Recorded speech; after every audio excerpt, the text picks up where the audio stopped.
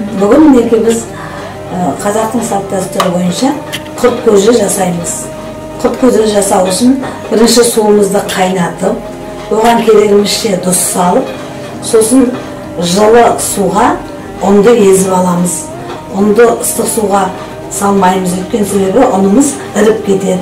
Ұнды салып, барлығын осы суға езіп аламыз.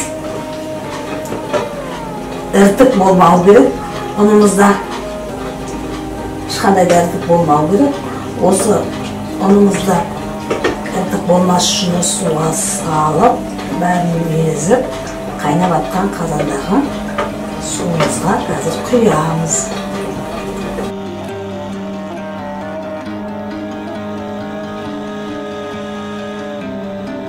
Ұнымызды шайып алдық, қазанда қайнап атқан суымызға ұнымызды саламыз,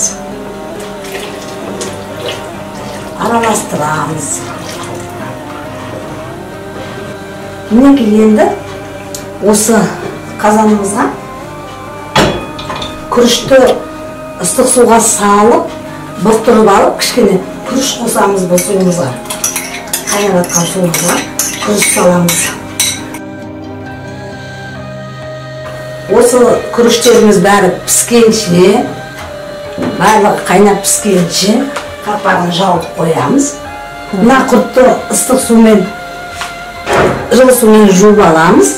Сосын барып құртымызды мынау ағаш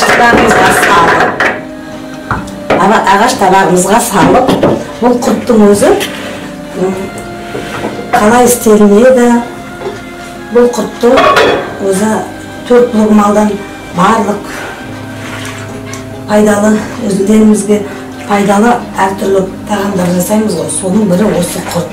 Осы құртты мінекей қайнап тұрған сумен құрттың үстіне құйып алып, құртты еземіз.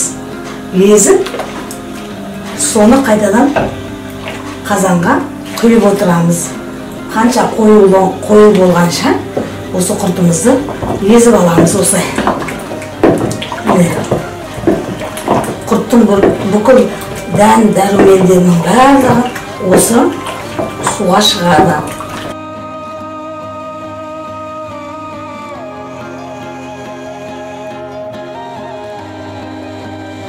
Мінекей құртымыз, езілген құртымызды қайнап атқан қазандағы суымызға құямыз. Көжеміз қайнап атыр, мінекей дайын болды. Сармайын құйып, ішуге дайындаймыз. Құрт көжеміз дайын болды. Енді оны ыдысқа құйып, сіздерге ішуге береміз.